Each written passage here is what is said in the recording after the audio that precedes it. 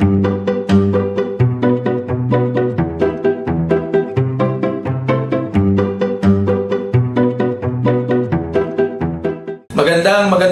araw po sa bawat isa. At nagbabalik ang inyong lingkod, konting kaalaman at gabay sa ating pang-araw-araw na buhay. Magpapahapyaw lang ako sa ating talakayan dahil maigsi ang mga minuto natin sa tinatawag na unlocking God's blessings.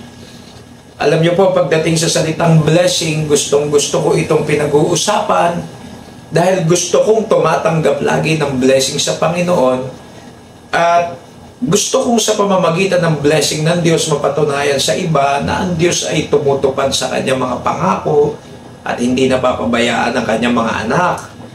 Ngayon, pagdating po sa blessing, liliwanagin ko lang po, hindi lahat ng blessing sa mundong ito ay galing sa Diyos. Yung iba pwedeng galing kay Satanas. Pastor, bakit mo nasabi yan? Tandaan nyo, nung itempt ni Satan si Jesus sa Matthew chapter 4, nandun po sa verse 8 and 9, inalok mismo ni Satan yung kayamanan ng sanlibutan, yung mga kaharian.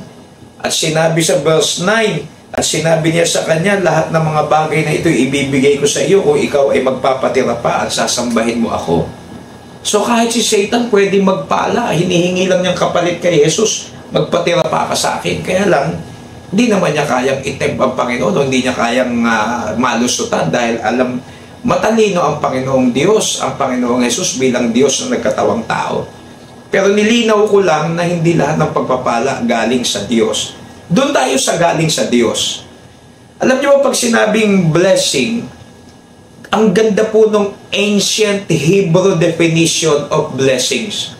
Tatlong ancient definition o Hebrew definition ng blessing nung unang panahon. Una, itinatawag na anointed to win. Ganda niyan para sa ating ministry at mga buhay. Anointed to win. Next, empowered to overcome. And next, number 3, impossible to curse. Ang gaganda po ng mga katagana yan. And I'm sure hindi kayo hihindi. At masarap maranasan natin yan at makita sa buhay natin. Ngayon, ang laking God's blessing, bibilisan ko. Una, pag ikaw ay marunong gumalang sa iyong mga magulang, honor thy parents, ang sabi yung pangako doon, palalawigin ang inyong buhay. Lahat ng mga kabataan na marunong gumalang sa magulang, 100% hindi pwedeng hindi kayo pagpalain ng Diyos. Nakikita ng Diyos yan. Napaka-importante niyan. Pangalawa, helping and giving to the poor. Yung mga matulungin sa mga nangangailangan. Ganda nung sinabi ng talata sa Proverbs 19:17.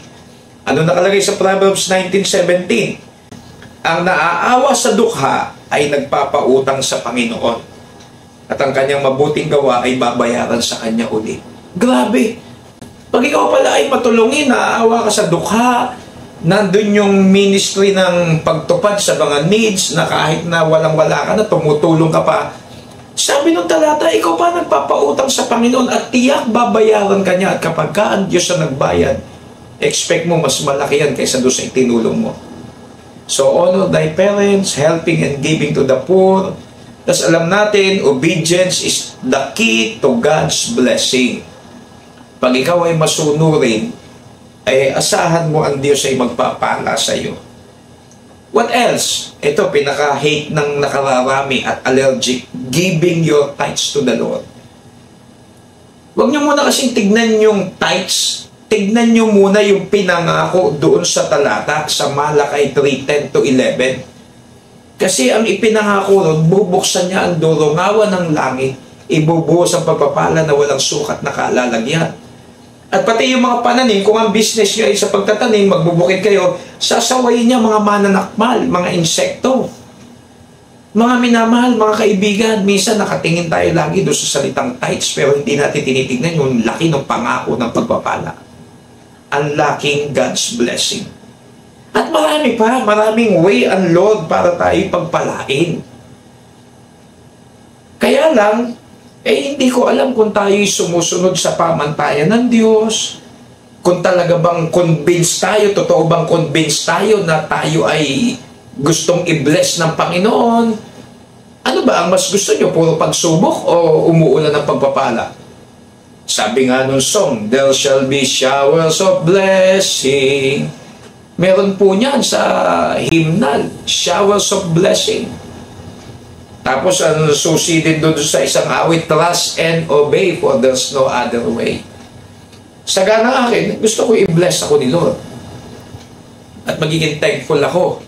At kung i-bless naman tayo ni Lord, maging way din tayo maging blessing sa iba. Sabi ng aking conclusion, God is able to do exceedingly above and beyond. The outcome is God's job. Obedience is yours. The outcome is God's job. Obedience is yours. So, sana po may napulot tayo kahit konting aral. Unlocking God's blessings. Ito po ang inyong lingkod, ang Pekeng Kano.